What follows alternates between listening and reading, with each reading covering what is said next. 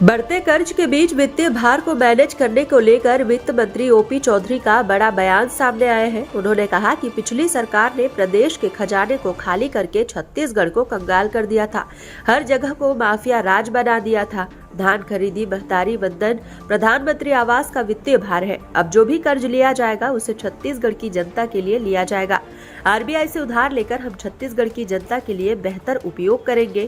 कांग्रेस के लोग कर्जा लेकर अपना जेब भरने का काम करते थे, जिस पर पीसीसी अध्यक्ष दीपक बैज ने पलटवार किया है। उन्होंने कहा कि ओपी चौधरी अगर इतने महाज्ञानी होते तो छत्तीसगढ़ की जनता के लिए सिर्फ 6 महीने में 37,000 करोड़ रुपए का कर्जा नहीं लेते। आखिर क्यों बेरोजगारी भत्ता बंद कर दिया गया, गौठान बंद कर दिए गए, युवाओं को नौकरी नहीं दिया जा रहा है। पिछले सरकार की जो भी योजनाएं थी सीधे जनता से जुड़ी हुई थी, सभी योजनाओं को बंद कर दिया गया। उनका पैसा कहाँ जा रहा है, जनता को जवाब देना चाहिए। छत्तीसगढ़ की जनता के पैसों को यहाँ के नेता लूटने में लगे हैं। इस सरकार में छत्तीसगढ़ की जनता कर्ज में डूबी हुई है। पिछली सरकार प्रदेश के खजाने को खाली करके छत्तीसगढ़ को कंगाल बना करके गई थी और इन्होंने माफिया राज हर जगह चलाया था। ये हम सब के लिए, पूरे छत्तीसगढ़ वासियों के लिए दुर्भाग्य का विषय था। पुराने जो स्कीम्स हैं, जो पुराने जो वेतन है, सैलरी है, जितने वित्तीय बर्डन हैं वो सब तो चल ही रहे हैं। उसके अलावा धान खरीदी पर 3100 रुपये का अतिरिक्त भार, 21 क्विंटल का अतिरिक्त भार, महतारी वंदन योजना का अतिरिक्त भार, प्रधानमंत्री आवास योजना का अतिरिक्त भार वित्तीय रूप से निश्चित रूप से पड़ा है। बट मैं यही कहना चाहूँगा कि जो आरबीआई के नॉर्म्स हैं उसी के अनुसार कर्जा लिया जाएगा और जो कर्जा है वो छत्तीसगढ़ के जनता जनार्दन के हित में उसको प्रयोग किया जाएगा। कोई कितना भी कर्जा नहीं ले सकता है, FRBM एक्ट है उसके अनुसार ही कर्जा ले सकता है कोई भी राज्य। तो उसमें हम उधार लेंगे और छत्तीसगढ़ की जनता जनार्दन की उसे बेहतर उपयोग करेंगे। कांग्रेस के लोग उधार लेकर उसे अपने जेब में ये इनके प्रकार भरने का काम करते थे।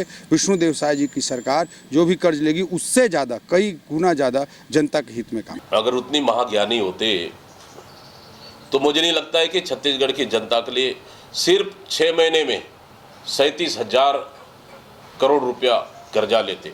आखिर क्यों? आपने बेरोजगारी भत्ता बंद कर दिए, गौठान बंद कर दिए, आपने युवाओं को नौकरी नहीं दे रहे, किसान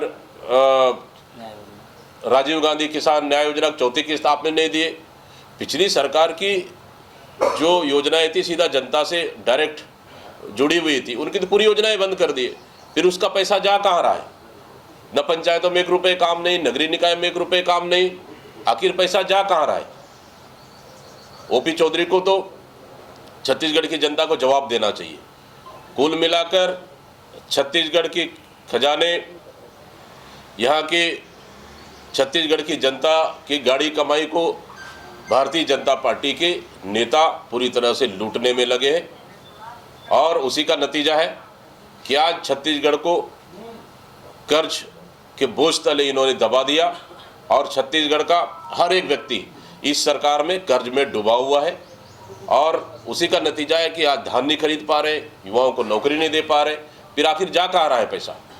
इसलिए पूरी तरह से अगर देखा जाए छत्तीसगढ़ का वित्तीय बजट, वित्तीय प्रबंधन, मैं समझता हूँ ओपी चौधरी के बस की बात नहीं है।